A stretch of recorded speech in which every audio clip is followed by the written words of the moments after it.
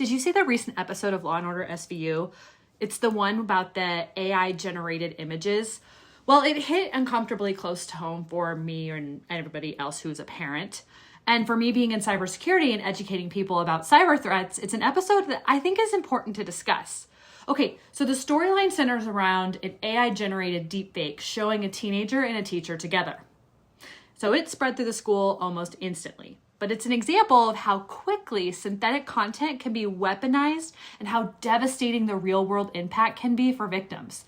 Okay, this is a television show, but the risks are very real. What stood out to me is that this isn't about hacking in the traditional sense. It's about the misuse of accessible technology, the lack of guardrails, and how easily trust, reputation, and safety can be compromised. Now, these tools aren't future-facing anymore. They're here, they're now, and they're increasingly easy to abuse. And that doesn't even begin to touch the question of accountability for these AI companies behind them.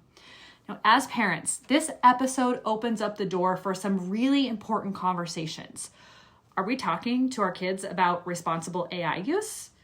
Do they know what to do if an AI-generated image is shared and it really isn't them? Would they feel safe coming to us? Are the schools equipped to investigate these situations thoughtfully instead of just taking the image at face value and making life-altering decisions?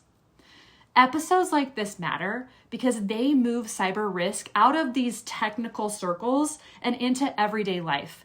Deepfakes, impersonation, and online exploitation aren't just technology issues. They're human issues that require education, skepticism, and open communication. Cyber safety isn't only about systems and controls. It's about people, it's about context, and it's about conversations. I mean, this episode alone could be an entire class discussion. Now, I'm curious if anybody else watched this episode and what your takeaways were. Until next time, stay cyber safe.